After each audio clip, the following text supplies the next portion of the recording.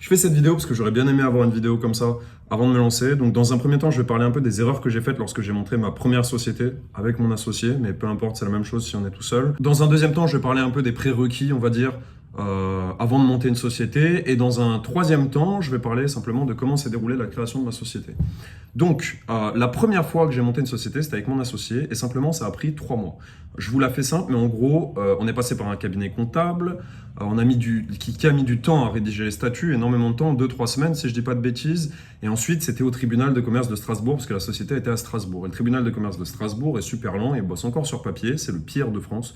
Donc voilà, première erreur à ne pas faire, c'est de monter votre société à Strasbourg, à moins que vous ayez un business physique, mais moi je parle plus pour les business en ligne, parce que d'ailleurs vous pouvez utiliser des services de domiciliation pour domicilier votre société absolument où vous voulez. Donc après ça peut, on va dire, baisser la crédibilité d'être, je sais pas, au milieu de la France perdu plus que sur les Champs-Élysées, évidemment, mais selon votre activité, l'adresse où vous êtes situé n'est pas vraiment importante, donc utiliser un service de domiciliation, ça peut être super intéressant. Donc ça, c'est le premier point. La deuxième erreur qu'on a faite, c'est qu'on est passé par un cabinet comptable et ça a coûté très cher. Donc peut-être qu'il y avait des bilans offerts, etc. Peu importe, il me semble que c'était pas le cas, et en gros, ça a coûté quelque chose comme 1500 balles. Il faut savoir, il y a les frais déjà de montage de la société d'un point de vue purement légal, etc., administratif français. Donc ça c'est, je sais plus, c'est 250 balles en tout peut-être, ou 300 balles, ou peut-être 400 balles, je sais plus. Il me semble que c'est 250 balles. Et il y a une annonce presse à passer. Et là, pareil, ça coûte genre 100 balles. Donc nous, on avait rajouté à ces frais le service de comptabilité qui s'était occupé de la rédaction des statuts et tout le bordel. Et ça a pris, en plus de prendre 3 mois, ça a coûté quelque chose comme 1500 balles, juste le montage de la société. Donc ça, c'est la première erreur pour moi à ne pas faire, c'est d'utiliser, de passer via un comptable ou quoi. Même si vous le connaissez, même si machin, ça peut être super, mais tu as des solutions gratuites qui existent sur Internet, 100% gratuites. Ils se rémunèrent comment? Ils se rémunèrent en faisant de l'affiliation vers d'autres services après par la suite, mais que tu n'es pas obligé de prendre. Donc je conseillerais plutôt de passer par là. Je vais vous dire par laquelle je suis passé moi personnellement. Deuxième point, donc, ça va être les prérequis un peu à avoir. Alors, j'avais déjà monté une société, moi étant plus jeune, genre juste à mes 18 ans, j'ai monté une autre entreprise et j'ai jamais facturé avec. Je crois que j'ai facturé une seule fois avec. Bon, ça m'avait bien servi pendant le Covid, pour être tout à fait honnête, parce que ça pouvait me permettre de me déplacer en disant que c'était pour le travail. Donc c'était cool. Je me faisais des attestations de travail pour me déplacer. Donc c'était très bien, mais à part ça, ça m'avait servi à rien. Et donc il y avait eu des frais on va dire, de construction de l'auto-entreprise, même si c'était pas très cher, même si c'était super rapide. Ça m'avait fait dépenser de l'argent et j'ai perdu de l'argent là-dessus. Pas beaucoup, c'est pas très grave. Mais là, on parle d'optimiser le truc. J'aurais tendance à dire, avant de bâtir une société, vous dites pas que c'est la première étape. La première étape, c'est pas de monter une société. La première étape, ça va être de bâtir une offre, de créer le produit que vous voulez créer, de créer les services que vous voulez créer, de démarcher des clients, etc., etc., de bâtir, je sais pas, une liste si vous voulez vendre du produit ou même des services, bâtir une liste, créer une autorité. Faites d'abord tout ça. Et par la suite, une fois que vous allez faire vos premières ventes, vous allez pouvoir monter votre société. Et je pense que vous allez pouvoir déclarer. Maintenant, ce n'est pas un conseil légal, pas un conseil juridique. Parlez avec des comptables, parlez avec des avocats si vous le souhaitez. Vous aurez des trucs qui sont beaucoup plus précis. Moi, je suis ni avocat ni comptable. Mais j'aurais tendance à dire que vous pourrez déclarer de toute façon après. Ce n'est pas un problème. Limite, vous ne faites pas vos premières ventes. Dès que vous voyez que vous avez des ventes, vous montez votre société. Parce que j'ai dit que ça prenait 2-3 mois, mais ça, c'était à Strasbourg. Moi, là, j'ai monté ma société. J'ai commencé le 27 juin. Et le 27 mai, et j'ai reçu tous mes papiers le 5 juin, quoi, tu vois. Donc c'est super rapide, même pour le compte en banque et tout, ça peut être super rapide. Donc voilà, j'aurais tendance à dire, dans un premier temps, commencez à créer votre activité. Et une fois que votre activité est créée, qu'elle commence à se développer, que vous allez commencer à rentrer de l'argent, là, vous créez votre société. Ensuite, pour tout ce qui est conseil, genre SASU, SARL, etc., simplement discuter avec les personnes, je vais y venir après, hein, comment ça se passe dans la construction, mais discuter avec les personnes, des personnes spécialisées, ils vous aiguilleront en fonction de vos besoins, etc., etc. Si vous voulez un salaire, c'est pas la même chose que si vous voulez vous verser des dividendes. Si vous souhaitez optimiser fiscalement au maximum, c'est pas la même chose que si vous souhaitez plus optimiser, je sais pas, une couverture sociale ou un chômage ou machin. C'est des trucs à prendre en compte, hein, particulièrement en France. On n'a pas les mêmes droits en fonction de la société qu'on a. C'est quand même important. Je ne vais pas vous aiguiller là-dessus parce que honnêtement, ce n'est pas mon domaine de compétences. Ma première société, c'était une SAS et maintenant, je suis dans une SASU, donc Société à responsabilité limitée. Non, ça c'est SARL, pardon. Société à action simplifiée, excusez-moi. Société à action simplifiée et SASU, c'est Société à action simplifiée unipersonnelle. Donc je suis tout seul au lieu d'être à deux. Il y a un seul actionnaire, c'est moi-même. Moi, j'ai monté ça. Je ne sais pas si c'est le mieux. Je ne sais pas si c'est moins bien, j'en ai aucune idée. Faites vos recherches, demandez en fonction de vos besoins simplement. Donc comment ça s'est passé pour moi maintenant pour bâtir cette seconde société? Donc je vous l'ai dit, la première société que j'ai bâtie, ça avait pris un temps de dingue, 3 mois. 3 putains de mois. Là, ce qui s'est passé, c'est que j'ai simplement appelé à un truc sur internet qui s'appelait lesexpertcomptables.com. Que j'avais trouvé, je sais plus comment, je crois que c'est mon père qui m'en avait parlé, enfin il m'avait parlé d'autres choses, et je les avais appelés, il m'avait dit qu'il bâtissait pas ce genre de société, et donc ils m'ont redirigé vers lesexpertcomptables.com. Ok, lesexpertcomptables.com, j'ai pas de partenariat avec eux, malgré le fait de leur avoir demandé s'ils avaient un système de parrainage, ils en ont pas, donc malheureusement, cette vidéo n'est pas une promotion commerciale de leur service, même si j'ai beaucoup aimé leur service. Concrètement, comment ça s'est passé? Bah, simplement, tu vas sur leur page, tu fous juste un message pour dire voilà, je voudrais monter une société là-dedans, ce que c'est mon activité, machin, est-ce que vous pouvez m'aider? Vous allez recevoir un appel, personne qui va vous appeler pendant une demi-heure. Ok, bon, bah, qu'est-ce que vous cherchez exactement? Quelle est votre activité précisément? Qu'est-ce que vous allez vouloir optimiser d'un point de vue fiscal? Est-ce que vous allez chercher à vous verser un salaire? Vous allez pouvoir discuter avec cette personne pendant une demi-heure, 45 minutes, 1 heure. Elle va vous expliquer un peu tout ce que vous avez besoin de savoir, sachant que dans le pire des cas, vous pourrez juste rebâtir une autre société plus tard, vous pourrez modifier les statuts, vous pourriez changer des choses dans tous les cas. Même si c'est un peu important, je pense que si vous vous lancez, c'est pas le plus important. D'ailleurs, si vous vous lancez, le plus important, c'est pas de monter une société, c'est de commencer d'abord à essayer de gagner en visibilité pour après avoir des clients, quoi. C'est un autre sujet. Mais donc, elle m'a un peu aiguillé sur quoi prendre. Je suis parti sur une SASU. Pour ce qui est des statuts, la première fois, on avait mis 3 semaines à putain de rédiger les statuts. C'était super long. Là, ils m'ont rédigé les statuts simplement en même pas une journée. Je crois que j'ai reçu les statuts le lendemain ou le surlendemain du coup de fil que j'ai eu avec eux. Je leur ai dit, ok, c'est bon, allez-y, commencez à rédiger. Ils ont rédigé les statuts en 2-3 jours. Donc ça, c'est génial. Il y avait quelques modifs que je voulais apporter. Pourquoi? Parce que par rapport à ma société que j'avais avant avec mon associé, je voulais ajouter ces choses-là en plus je voulais ajouter d'autres activités pour élargir un peu le spectre de ma société, ce que je trouvais plutôt sain par rapport à l'activité que j'avais. Mais si vous n'avez pas vous-même de société de base, simplement regardez ce que font vos concurrents. Allez regarder les gens un peu que vous voulez un peu copier, entre guillemets. Donc typiquement, si vous voulez faire, je sais pas, de la vente de formation de dropshipping, vous allez regarder, Yumi Denzel en l'occurrence, il n'est pas en France, mais vous allez regarder un mec qui est en France, vous allez regarder les statuts de sa société en France, et vous allez simplement dire, ok, moi je veux un peu des statuts comme ça, un peu sur mesure, machin. Eux, ils ont des statuts pré-rédigés, mais si tu veux ajouter un petit truc, ils ajoutent un petit truc dedans, ils ajoutent une phrase, machin. C'est super simple, super rapide parce qu'ils ont des statuts pré-rédigés.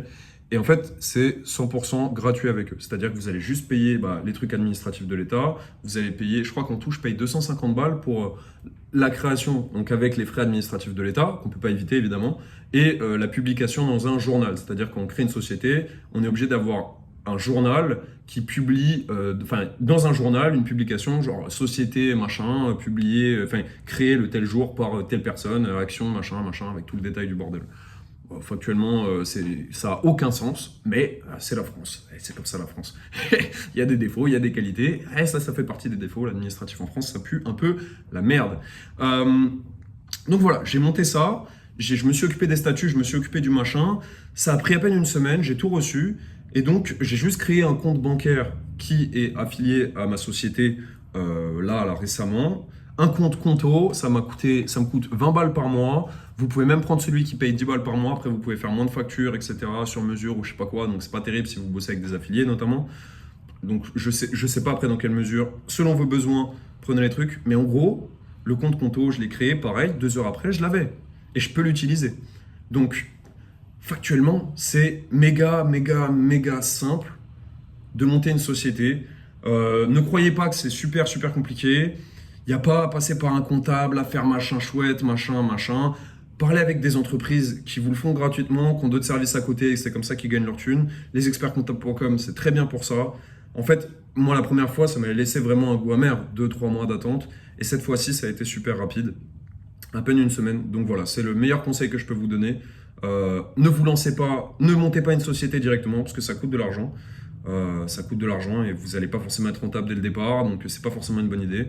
Bâtissez d'abord votre liste, bâtissez d'abord votre réputation, commencez à trouver des clients. Une fois que tout ça c'est bon, vous signez les papiers, vous faites un contrat, machin, vous montez votre société et ensuite vous pouvez commencer à facturer, voire vous pouvez facturer avant en faisant un peu des magouilles et tout, mais bon, c'est pas un conseil légal. Honnêtement, je pense que de toute façon, le plus important à la fin, c'est vous payez vos impôts, vous êtes carré, même si la facture elle date d'une semaine avant la création, je pense pas qu'il y aura des emmerdes. Après, je suis pas juge, je suis pas avocat, je suis pas comptable, je connais pas bien les trucs, mais j'aurais tendance à dire, bâtissez pas directement une société.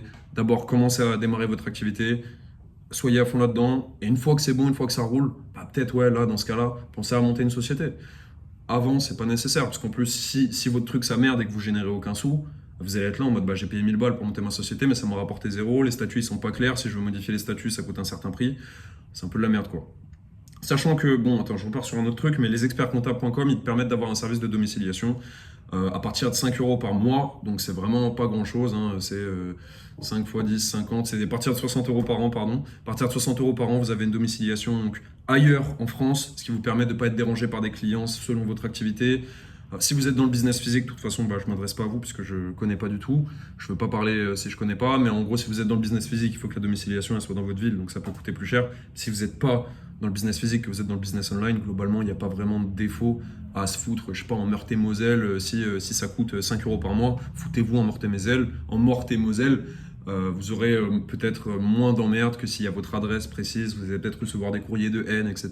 Peu importe ce que vous faites, hein. Que vous soyez Squeezie, l'homme le plus apprécié de France, ou que vous soyez le pire des scammers sur Internet, dans tous les cas, vous allez recevoir de la haine, donc vaut mieux pas avoir l'adresse précise de là où vous vivez, il y a toujours des fous, faut faire attention. En tout cas, c'est mon avis. Donc voilà, je pense avoir fait le tour un peu de tout ça. Donc pour résumer, ne vous précipitez pas. Et une fois que vous êtes prêt, passez un coup de fil aux expertcomptables.com, c'est le truc que je connais, mais il y a d'autres offres. Allez regarder sur Internet. Ça prend une semaine pour monter une société. Pour les statuts, regardez un peu ceux de vos concurrents. Sinon, vous les laissez faire, ils vont vous aiguiller, ils vont vous expliquer. Vous allez décrire absolument tout ce que vous allez faire de A à Z et ils vont créer des statuts sur mesure. Et sinon, vous piochez un peu à droite à gauche. Et globalement, ça s'arrête là, quoi. Après, vous n'avez plus qu'à monter un compte en banque. Ça prend à peine une journée.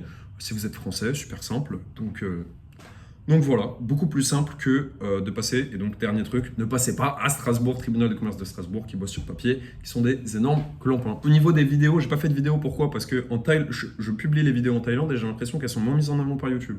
Peut-être que je me trompe, peut-être que je me trompe pas, mais je crois que quand on publie dans un autre pays, on va être mis en avant un peu dans le pays, même si c'est francophone quand même, mais du coup on va toucher moins de personnes, ce qui n'est pas forcément une bonne chose. Du coup, j'ai pas encore publié de nouvelles vidéos vraiment depuis que je suis en Thaïlande. Je vais republier en France. J'ai un nouveau concept qui me parle bien. En gros, j'ai un ami qui veut apprendre simplement le copywriting. Et je trouve ça intéressant parce qu'il ne connaît rien du tout. Il a déjà fait de la vente, mais lui, il est dans le BTP. C'est juste un mec du BTP. Entre guillemets, juste un mec. Hein. Ça peut paraître condescendant, ça l'est pas du tout. C'est un gars qui bosse dans le BTP et qui a jamais fait de business online, qui s'intéresse pas du tout à ces choses-là de base. Même si du coup, comme je le disais, il a déjà vendu genre des volets ou des trucs comme ça. Et donc, en fait, on reprend un peu les concepts de base de l'avatar client, bâtir une offre, etc., comment comprendre le client, quelles actions mettre en place, quelles sont les premières choses à dire. C'est cours de copywriting pour débutants. Et donc, je l'ai en call avec moi, on discute, et il me pose des questions qui sont posées par des débutants. Je trouve que le défaut dans les formations, généralement, c'est que bah ouais, c'est un pro qui te parle, peut-être qu'il n'a pas les mêmes questions en tête, il avait peut-être des questions avant de commencer, mais qu'il a oublié avec le temps, où il part dans des trucs super complexes, etc. Il n'est pas capable de reprendre les bases. Bah là, je parle avec un mec qui est 100% débutant, donc il me pose des questions parfois qui sont des questions de débutants, quoi, de personnes qui ne comprennent pas du tout. Donc ça permet de reprendre les bases. Je trouve ça super intéressant. Je fais ça en toute modestie, honnêtement. Hein. Je ne suis pas un immense copywriter. J'ai bossé pour Agora, donc j'ai certaines bases. J'ai été formé chez Tugan, donc j'ai certaines très bonnes bases. Et c'est mon métier de tous les jours. Mais je ne suis pas le meilleur sur Terre, donc je donne juste des bases.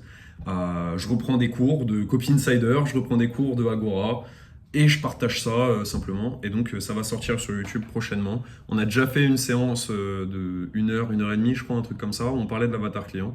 Et donc ça sortira dès que je serai de retour en France. Je suis de retour en France le 20 juin, si je dis pas de bêtises. 21 même.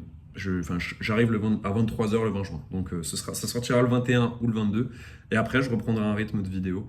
Donc voilà, c'est très cool en tout cas. Et puis dites-moi en commentaire si vous avez des idées de concepts que vous aimeriez voir, si vous aimeriez voir certaines choses, peu importe. Si vous avez des pages de vente aussi, n'hésitez pas à me les foutre en commentaire si vous voulez un peu des conseils, des machins, moi ça me plairait bien. Ou envoyez-les-moi par mail si vous voulez pas que ce soit sur internet directement, envoyez-les-moi par mail. Et puis je peux vous faire des retours, des machins. J'ai un peu plus de temps libre en ce moment. Aussi, on a fait le lancement en ads et je reparlerai ça. Enfin bref, je vous souhaite une excellente journée et puis je vous dis à très vite. Ciao.